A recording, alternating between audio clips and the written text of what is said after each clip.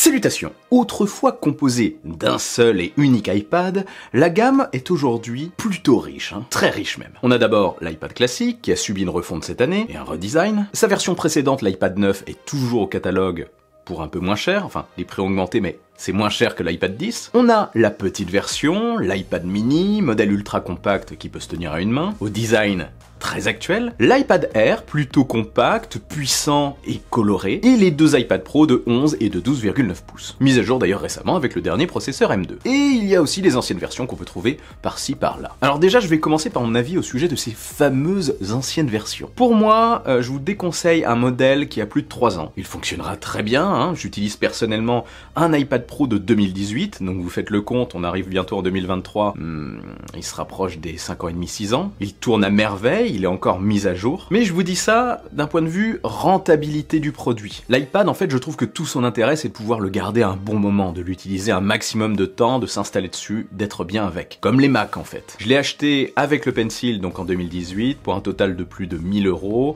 et je trouve que je l'ai bien rentabilisé au regard de ce que j'ai fait avec. Ça m'a facilité la tâche dans le travail, lecture et signature de documents, renvoi de PDF, scan, je fais mes miniatures aussi sur Photoshop pour iPad, etc. etc. Donc au regard de sa longévité, je suis très satisfait de mon achat, c'est peut-être l'achat le plus satisfaisant que j'ai fait ces dernières années, tant il m'est utile au quotidien. Tiens d'ailleurs, je ferai peut-être une vidéo dessus en 2023, ça peut être intéressant. Bref, ce que je peux vous conseiller, c'est quand même de vous tourner vers les modèles récents, ceux qui viennent de sortir, pour profiter justement de cette longévité. Ça sera un peu plus cher, bien sûr, mais ça sera très satisfaisant. L'expérience de longévité de fou. Maximum, comme je disais, 3 ans selon moi. Après, vous êtes libre, vous faites comme vous voulez, vous pouvez prendre un modèle plus ancien, il tiendra aussi, mais je vous conseille quand même les récents. Avant de continuer, avant de passer au modèle, un mot sur les accessoires principaux. Clavier et Pencil. Sachant que vous pouvez utiliser aussi une souris, mais personnellement je le fais pas, donc je vais pas trop aborder ce sujet. Mais ça marche. Le Pencil déjà, c'est pour moi un indispensable pour profiter de l'expérience totale de l'iPad. Prendre des notes manuscrites, griffonner des trucs, entourer des choses, griffonner des choses sur des notes que vous prendriez au clavier, surligner, signer des documents, etc. Dessiner, griffonner des croquis, bref, pour moi, ça fait partie de l'expérience iPad. Mais vous pouvez très bien vous en passer, bien sûr. Notez quand même que le Pencil 2 n'est compatible qu'avec les iPads qui ont le tour droit autour de l'appareil, excepté, attention, excepté le dernier iPad 10, qui n'est pas compatible avec le Pencil 2, mais avec le Pencil 1.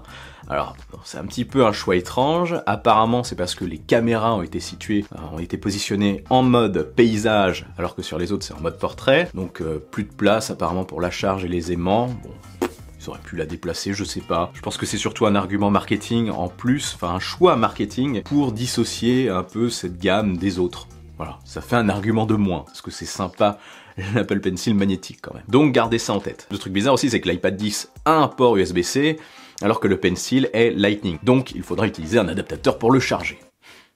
Pourquoi pas ?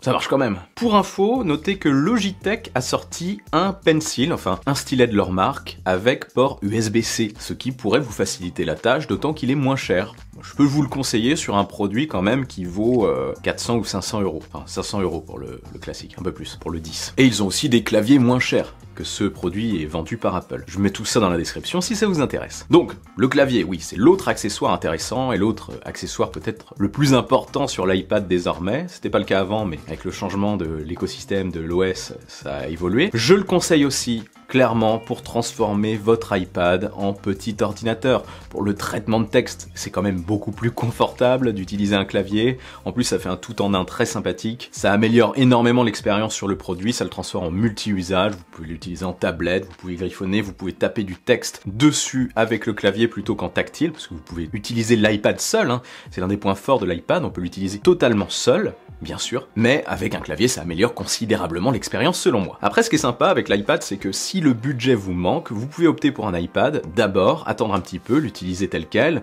surligner avec votre doigt, griffonner avec votre doigt, faire les choses du style avec votre doigt, c'est bien moins précis et bien moins pratique.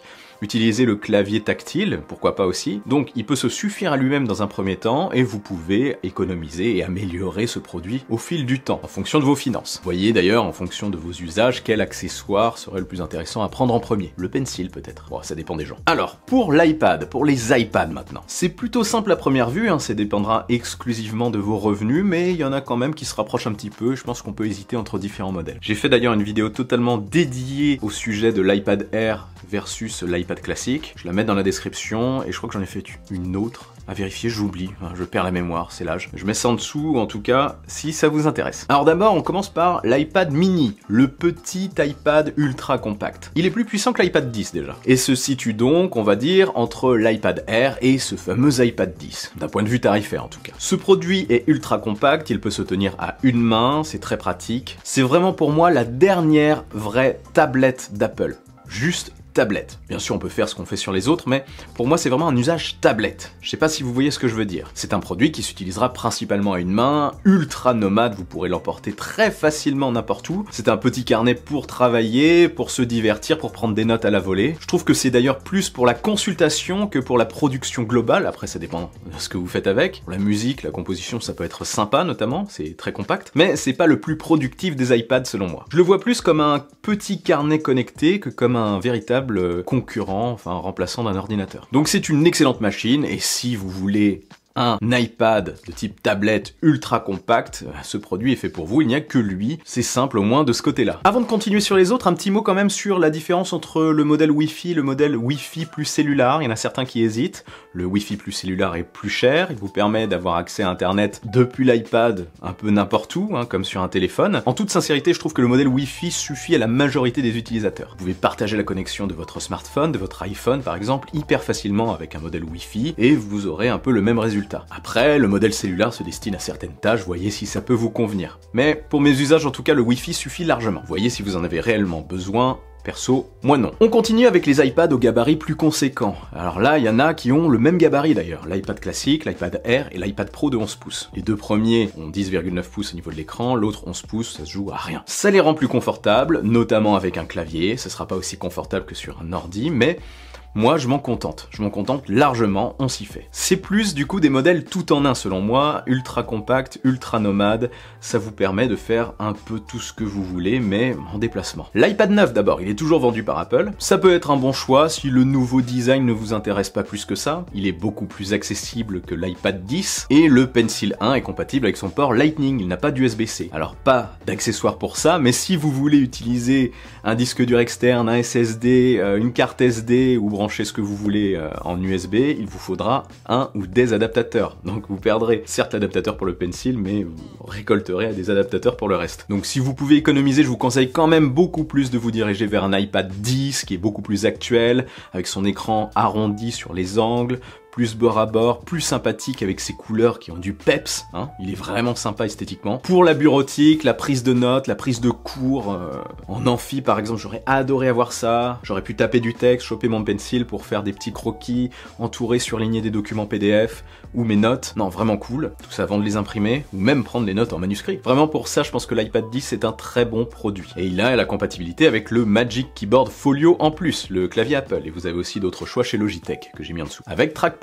Et oui, donc si vous avez un budget plus restreint, je pense que c'est un modèle qui peut satisfaire la majorité des utilisateurs. C'est pas le modèle qui pousse le plus vers la productivité, mais c'est sympa. Après, tout tourne très bien dessus. Pour la suite, par contre, c'est principalement une question de budget et de taille d'écran. Pour le Pro notamment, j'y viens juste après. Déjà, l'iPad Air a quasiment le même gabarit que l'iPad 10. Par contre, il est vendu 200 € plus cher. Est-ce que c'est justifié? Qu'a-t-il de plus? Pas mal de choses en fait. Les principales les plus importantes sont le processeur M1, celui qu'on retrouve sur les Mac. C'est un produit extrêmement véloce, ça lui permet notamment de gérer Stage Manager, le multitâche introduit par iPadOS 16, avec 8 onglets, sur l'iPad mais aussi sur un écran externe. Avec les processeurs M, c'est ce qu'on peut faire. Et là, ça ouvre le champ des possibles. On peut être plus productif, en effet, sur un écran plus grand. Avec des fenêtres et tout, ça ressemble à une expérience d'ordi. L'écran déjà est laminé, il est anti-reflet, contrairement à l'autre modèle, moins cher. Il est compatible avec l'Apple Pencil de 2e génération, qui se recharge de manière magnétique sur une des tranches de l'appareil. Très pratique. D'ailleurs, le Air est plus proche selon moi d'un Pro que d'un classique. Je pense que l'expérience est très proche de celle de mon iPad Pro de 2018 par exemple. Même d'un modèle de 2020 peut-être. Donc si vous avez du budget, c'est un excellent choix, un excellent compromis compromis selon moi. Il vous permettra d'être plus productif et peut-être d'avoir plus de tâches créatives de manière fluide que l'iPad 10, qui reste très bon. Montage vidéo, retouche photo, graphisme, musique, etc. En tout cas, vous aurez l'embarras du choix avec ce produit, son processeur M1. Ça tournera nickel dessus. Après, on part sur les iPad Pro. Alors là, on passe sur les 1000 € ou plus. Ce sont des outils clairement de productivité. Des tout-en-un, ultra polyvalents. Leur écran est bien meilleur, avec plus de précision, des noirs plus profonds. On n'est pas encore sur de l'OLED, mais c'est déjà pas mal. On voit la différence avec l'autre version, la version moins chère. Leur processeur est encore plus récent, on est sur un M2, donc là ça envoie vraiment du lourd. Après, si vous trouvez des iPad Pro M1 de 11 et de 12,9 pouces, pourquoi pas? Ça peut être aussi très intéressant, c'est quasiment les mêmes, sauf qu'ils sont un petit peu moins puissants. Donc je reviens sur les nouveaux. Ils ont eu au dos un grand angle, un ultra grand angle et un scanner lidar. Le scanner lidar, il sert à quoi? Il sert déjà pour la photo et la vidéo, mais aussi et surtout, je trouve, pour la réalité augmentée, pour la précision de la réalité augmentée. Il va capter votre environnement, les objets, etc., pour positionner ça de manière précise. Alors si aujourd'hui ça paraît un petit peu gadget, mon petit doigt me dit que d'ici très peu de temps, ça ne le sera plus tant que ça, notamment avec l'arrivée très probable de l'Apple Reality, le casque de réalité augmentée d'Apple, enfin de réalité mixte, qui devrait être présenté en janvier si on suit aux rumeurs. Et je pense qu'il y aura des interactions avec nos chers petits produits qui ont le scanner lidar, les iPad Pro et les iPhone Pro, peut-être pour les visios. À votre avis, pourquoi on peut accrocher désormais et utiliser la caméra de l'iPhone sur les Mac, la caméra dorsale? En partie pour ça, je pense. Alors, retournons sur ces pros. Leurs ports USB sont Thunderbolt USB 4, ça charge en passant l'information, c'est plus rapide, nickel avec l'écran Apple notamment, un seul câble suffit. Les autres atouts de ce produit sont la sécurité, Exit Touch ID, le lecteur d'empreintes, place à Face ID qu'on retrouve également sur les iPhones, la reconnaissance faciale d'Apple qui permet de déverrouiller l'iPad en oubliant le déverrouillage, qui permet également de faire vos achats en ligne de manière sécurisée. C'est très pratique. Et aussi, autre détail, le stockage maximum sur les pros monte jusqu'à 2 Teraoctets si vous voulez faire du montage vidéo notamment en ProRes parce qu'il prend en charge le ProRes. Bon, comptez quand même 2449 € pour le 11 pouces et plus encore pour le 12,9 pouces avec ce stockage de dingue. Sinon, l'écran est ProMotion, plus fluide et il gagne le survol cette année avec l'Apple Pencil. Pas testé ça, mais pourquoi pas, ça a l'air sympa. Bref, des machines de guerre. Donc si vous avez les moyens, ne vous retenez pas, allez-y.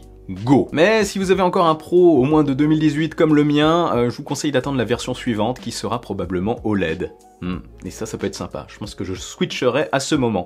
Peut-être sur un grand modèle, sur un 12,9 pouces, je vais voir, bien que le 11 pouces soit quand même super pratique. Dilemme auquel je répondrai peut-être en vidéo plus tard. Il faut que je teste pour répondre plus précisément. Donc bref, le Pro c'est un produit incroyable et super polyvalent, qui ne souffrira d'aucun ralentissement pendant très longtemps avec ce processeur M2, ou M1 si vous optez pour un modèle de l'année passée, en jeu, en app, en multitâche, tout ce que vous voulez. Aucun souci. Vous avez donc aussi, je vous disais, la version de 12,9 pouces qui commence du coup à rapprocher l'expérience de celle d'un petit ordinateur portable et ça c'est très sympa. Après, voyez lequel vous convient le mieux, comme je disais. 11 pouces c'est plus compact, ça se glisse facilement dans un sac à dos. 12,9 pouces, c'est plus confortable pour les yeux, pour regarder des films, etc. D'ailleurs, les pros ont un son stéréo avec 4 haut-parleurs, donc ça c'est cool. Pour jouer et autres, notamment du streaming de jeux vidéo, ça peut être très sympa sur un modèle de 12,9 pouces, mais il est moins pratique à utiliser forcément à la volée. Bon, ça reste quand même léger. Et surtout, il est plus cher. Confort des yeux versus portabilité. Voilà, bref, je vous ai cité un petit peu tout ça. Ultra nomade, usage tablette principalement, allez vers l'iPad mini. Vous avez un budget plus serré, mais vous pouvez profiter quand même d'une expérience sympathique pour la bureautique, prendre des notes, vous divertir, même créer quand même un petit peu, aller vers l'iPad classique, l'iPad 10. Pour les étudiants, c'est vraiment nickel. Et si vous avez des moyens un petit peu plus élevés, mais pas au niveau de l'iPad Pro, allez vers l'iPad Air, qui est plus proche du Pro que du classique selon moi. Et pour ceux qui ont le budget, qui veulent ce qui se fait de mieux, allez vers un iPad Pro. Expérience de folie. Après, chaque modèle reste excellent et ne devrait pas vous décevoir. L'expérience iPad, j'adore. Je vais chercher des offres d'ailleurs et je mets des liens en dessous. Si ça vous intéresse, vous pouvez jeter un petit coup d'œil. Ah oui, avant de partir, le stockage, j'avais oublié. La plupart des modèles sont vendus à partir de 64 Go de stockage, enfin les premiers modèles. Je pense qu'à partir de 256, c'est peut-être plus confortable si vous montez un petit peu de vidéo ou si vous voulez stocker quelques films, stocker des trucs.